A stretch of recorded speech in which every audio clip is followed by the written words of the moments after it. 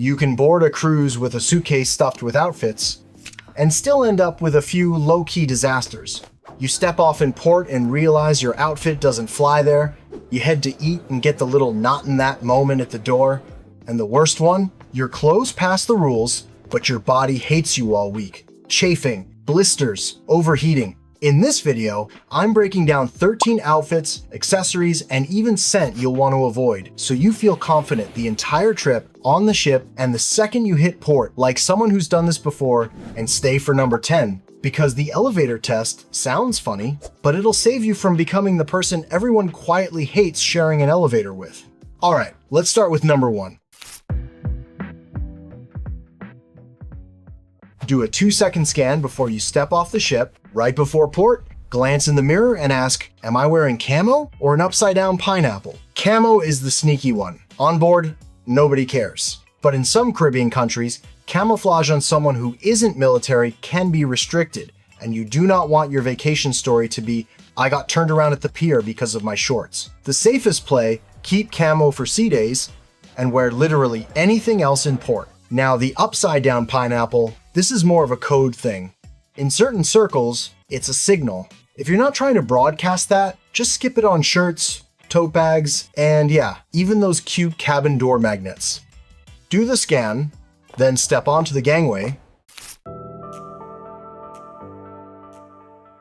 On a cruise, you don't walk a little. You walk long hallways every single day, and this is where a lot of first-timers accidentally sabotage their own trip. They pack a brand new pair of shoes and think, I'll be fine. No, those ships are basically floating neighborhoods. Cabin to coffee, coffee to the pool, pool to the show to dinner. It adds up fast, and blisters don't feel like a small problem when you're stuck walking on them for a week. Lock this in, 48 hours. Any shoe you plan to wear on the ship needs to be worn at home for 2 full days before it ever touches your suitcase. If it rubs even a little in your living room, it's gonna wreck you on day 2 at sea. Also, always pack one closed-toe pair, like sneakers. A bunch of the best onboard stuff won't even let you in without them. Ropes course, climbing wall, go-karts. They'll stop you at the entrance if you show up in sandals. And last thing, try not to live in flip-flops when the ship's rocking or the deck's wet. That's when people slip fast. A grippy rubber sole is your best friend, especially if you're traveling with kids or teens. Cruise is not the place to break in shoes. Cruise is the place to live.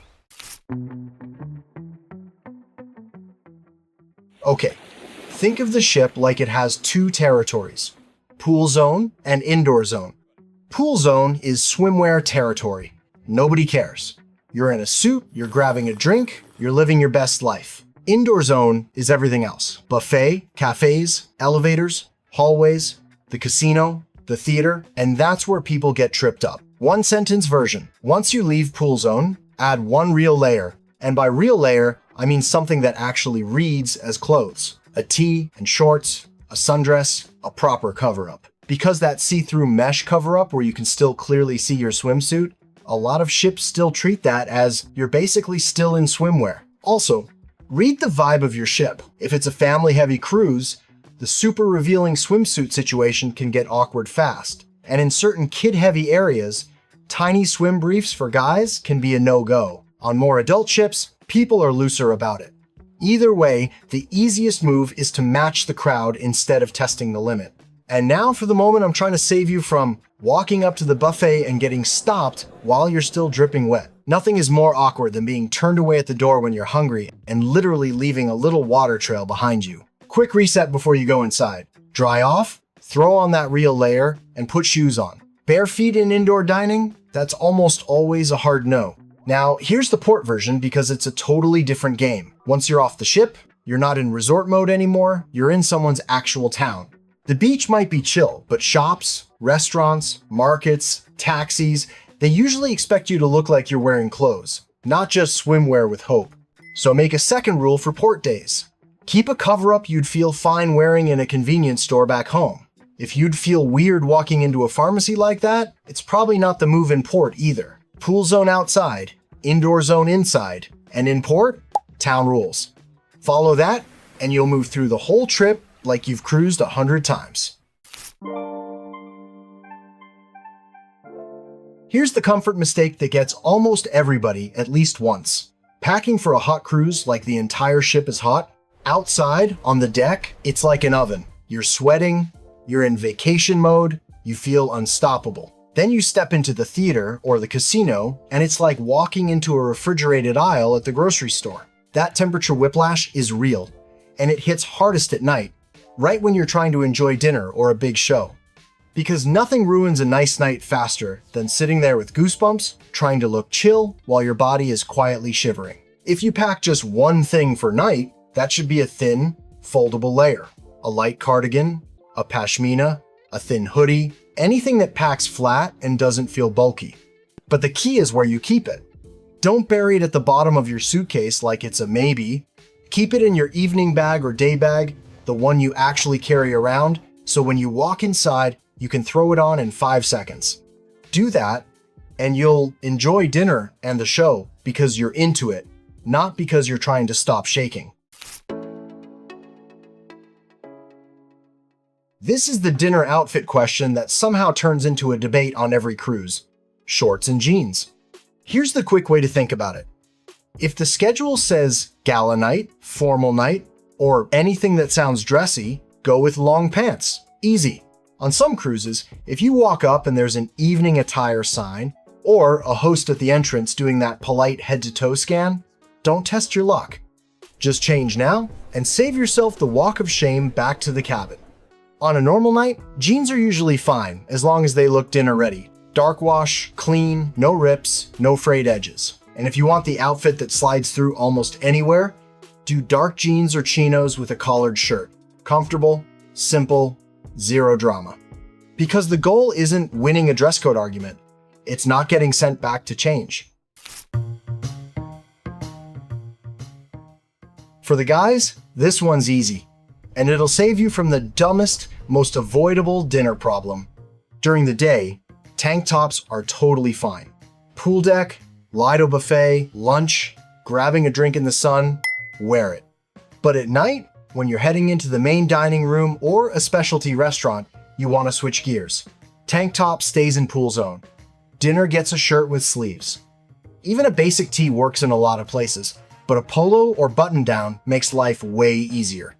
The no stresses move is to pack a full insurance outfit as one grab-and-go kit. Not pieces scattered across your suitcase, a kit you can grab without thinking. It's 3 items: 1 pair of long pants, 1 collared shirt, and 1 pair of closed-toe shoes. That's it. You don't need to be fancy. Nice jeans count, a golf polo counts.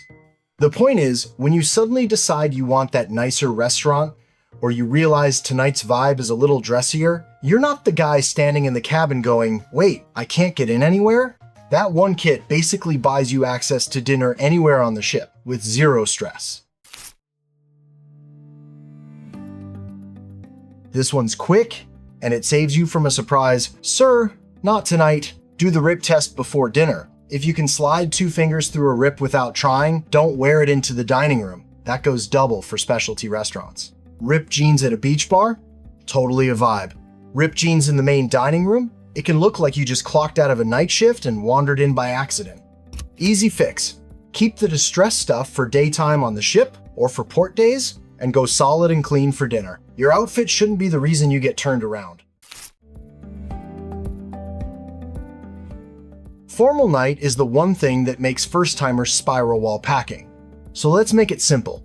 Formal night today is not tux or you're doomed. It's more like, look like you have plans tonight. You're going to dinner, maybe taking photos, maybe hitting a show. That's the vibe. So here's your easy: good, better, best, ladder. Good is the no stress option. For guys, a collared shirt with trousers. For women, a cocktail dress. You'll look put together and you won't feel out of place. Better is when you want a little glow up without trying too hard. A blazer for men. An elegant jumpsuit or elevated separates for women. Same comfort, just look sharper in photos. Best is if you actually like dressing up, or you know you're doing the fancy photo thing. Full suit, full gown, go for it. But it's a choice, not a requirement. That's it. Aim for "I'm going out tonight," not "I'm auditioning for a red carpet." Quick etiquette move. When you're heading into the main dining room or a specialty restaurant at night, just take the hat off. It's like putting your phone face down at the table. Small thing, instantly feels more dinner mode. And yeah, you'll still see people wearing caps inside. Sometimes nobody cares. Sometimes a host will quietly ask. Either way, taking yours off helps you blend in and avoids that awkward "Sir, can you remove your hat" moment. One more thing. Do the polite move for you and don't police other people. Some folks wear hats or head coverings for health reasons. Just handle your own and move on. Okay, we've talked about what people see. Now let's talk about what they smell. On a cruise, everything is close. Tight hallways, packed elevators, enclosed spaces. So whatever you spray on your body doesn't just stay on your body, it becomes everybody's business. Try this little test. It's stupid simple. Step out of an elevator, wait about 10 seconds, then turn back and walk in. If your scent is still hanging in there like a fog, you went too far. And this isn't just about preferences. For some people, strong fragrance can trigger migraines, allergies, or even asthma. You might think you smell amazing, and the person next to you is fighting for their life like they just got flashbanged by lavender. So go light. In that kind of enclosed environment, 1 or 2 sprays is plenty. Your scent should be noticed up close, not announced from across the hallway. This one is a hard stop on basically every cruise line. If your shirt has profanity, offensive language, or graphic stuff on it, don't pack it. And it's not a who's offended debate. It's literally a ticket condition. Crew can absolutely ask you to go back to your cabin and change, and you don't really have an argument there. And while we're here, same practical move with anything that's meant to provoke, especially political or controversial slogans. Even if you're right, even if it's just a joke, a ship is the easiest place for a random comment to turn into a whole thing because you're all trapped together for a week. If you want the smoothest cruise possible, keep your shirts neutral. You're there to relax, not to start a debate with a stranger by the pool. This one always gets people talking. Bathrobes and pajamas at the buffet. Every cruise has 2 camps.